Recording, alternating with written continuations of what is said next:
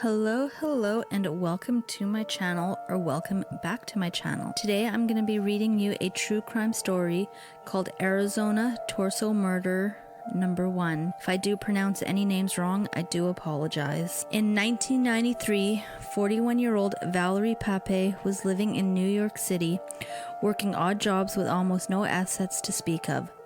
Living on a shoestring, she rented a car and stayed with friends. She had immigrated from France and was caring for an elderly man named Ira Pomerantz when she met his son, Ira Pomerantz.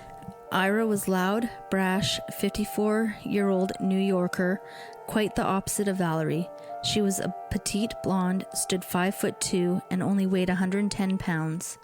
Her friends described her as sweet, gentle, kind, sensitive, and always meticulously dressed. Despite her lack of income, she was obsessed with fashion and wouldn't leave the house without her hair and makeup perfect and would be smartly dressed. Despite their 13-year age difference, Ira and Valerie hit it off, and within 2 years, the couple were married. On November 18, 1995, Valerie wore a dress from Neiman Marcus, and her close friend from France, Michael Sauvage, gave her away at the wedding. The same year, they moved to the posh McCormick Ranch neighborhood in Northside Scottsdale, Arizona. Valerie enjoyed the year-round warm weather, and the couple quickly became well-known socialites in the area. Valerie was very fit and jogged daily through the affluent neighborhood and regularly hiked the nearby Camelback Mountain. Ira Pomerantz opened 2 bars in nearby Chandler, Arizona. While Valerie attended the Ira Career College of Beauty in Scottsdale in 1997 with the financial help of Ira, Valerie opened her own hair salon and art gallery, the Valerie Pape Beauty Gallery, in the upscale Old Town area of Scottsdale. Valerie's friend, Michael Sauvage, had followed the couple to Scottsdale and worked at the salon, answering phones and taking reservations. To keep his immigration status and stay in the country, Valerie listed Michael as one of the officers of her company.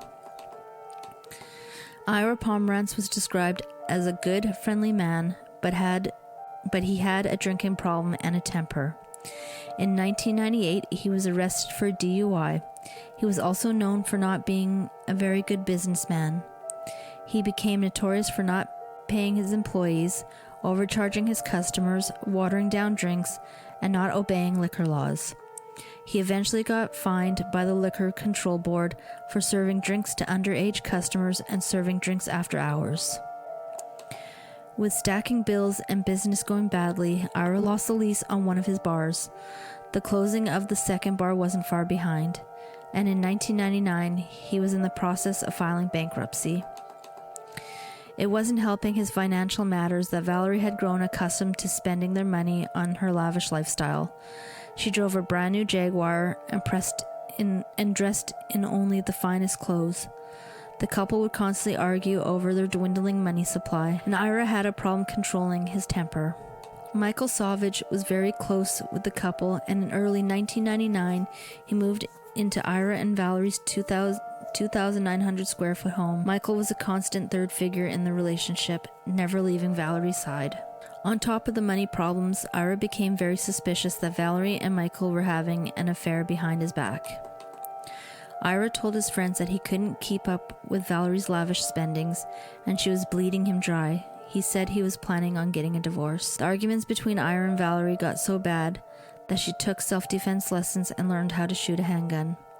Ira had a large collection of handguns, and she claimed she was worried he would use one on her. In September 1999, Valerie needed to get away from Ira, and she and Michael temporarily moved in with her friend Merle Bianchi. But Merle was having some problems of her own. While Valerie and Michael stayed at her home, Merle reported her husband missing.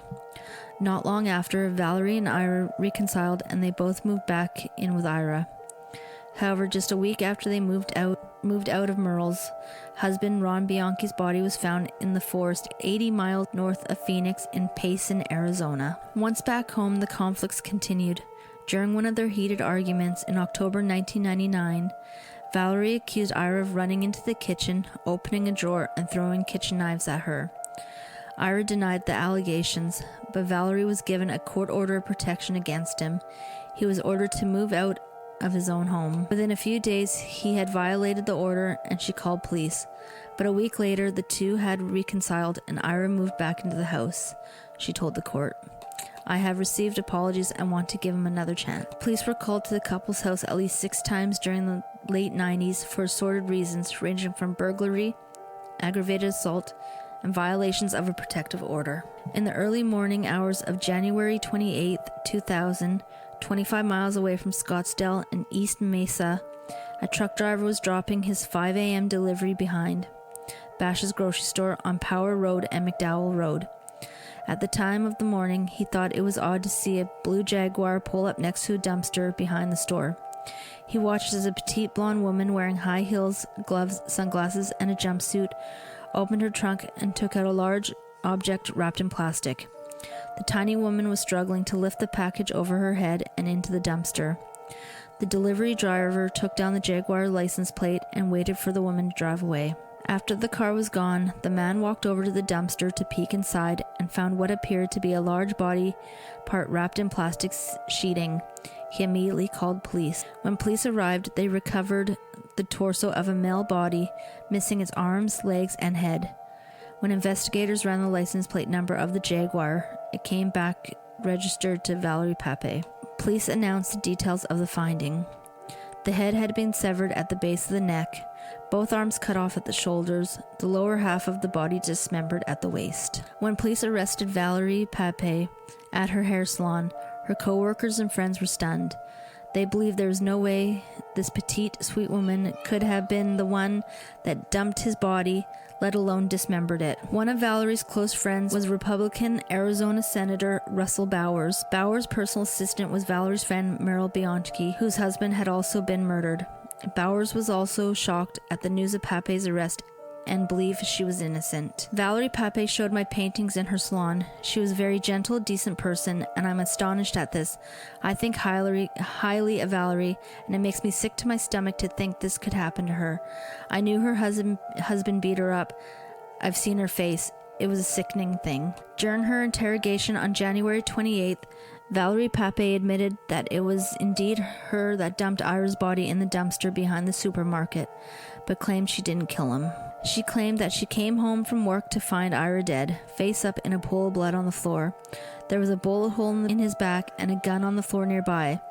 She said she only dumped the body in the dumpster to avoid being accused of his murder. She refused, however, to admit to dismembering the body and refused to say where the remaining parts of her husband's body were.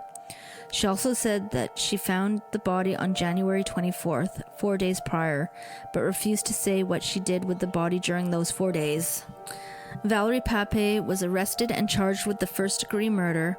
Investigators searched the couple's house and Valerie's 1997 Jaguar. Beneath the back seat of the Jaguar, they found the handgun that was used to shoot Ira in the back. Police also searched the home of Valerie's friend, Merrill Bianchi.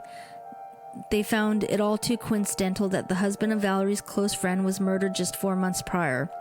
The ballistics team analyzed the handgun found in Valerie's car against the bullets that killed Ronald Bianchi, but it wasn't a match. Dismembering and disposing of a body would be a difficult task, especially for a woman that was only 5'2" and 110 pounds. Police thought she might have had some help, but Valerie wasn't saying a word. Upon searching their home, police found the receipt of an electric reciprocating saw and saw blades that Valerie had purchased from a local department store just a few weeks before the murder. That, coupled with the fact that she took shooting lessons in the prior months, showed that the murder was intentional and premeditated. Police then searched the Chandler bar that Ira had recently closed. They believed that she might have transported the body to the bar and froze the body in the walk-in freezer. A frozen body would have made dismembering the body much easier. But again, there was no way she could have done it alone. She had to have had help. Valerie Pape was held without bail. Because she was a French citizen, she was placed in an immigration hold, meaning that if she was released for any reason, she would be turned over to the Immigration and Naturalization Service. Despite their efforts, police never found any evidence of Valerie having helped killing Ira and never found his remaining body parts. There was overwhelming suspicion that Michael Savage had a hand in the murder, but lack of evidence prevented police from bringing any charges against him. Unfortunately for prosecutors, there was no blood evidence linked to Pape, and the bullet that killed him was never recovered. It was believed that the bullet entered the back of his neck and was still in his head, which was never recovered. The saw and blades were also never found. Additionally, prosecutors were concerned that the claims of domestic abuse might persuade a jury that the murder wasn't premeditated, and they may find her not guilty of first-degree murder. Rather than risking a not guilty verdict, they made the decision to offer her a plea deal. After 2.5 years in jail awaiting trial, a part of the plea deal, Valerie Pape admitted she shot Ira Pomerantz during an argument. She pleaded guilty to the lesser charge of second-degree murder with a prison sentence of just 16 years. During her time in prison, she served as the prison's beautician, cutting hair for other inmates and prison employees. In 2006, a Department of Corrections director approved a transfer for Pape to finish out her prison sentence in France. She was flown to Oklahoma City in preparation for the move, but Ira Pomerantz's daughters pressured the Department of Corrections to reverse that move. They were concerned because after her arrival back in France, the country was under no obligation to have Pape finish her sentence. Valerie Pape was then returned to Arizona to finish her sentence. After serving her sentence at 63 years old, Valerie Pape was released from prison in 2016 and deported back to her native France. Thank you for listening. If you like this type of content, please consider subscribing and liking my channel, and I will see you on the next one.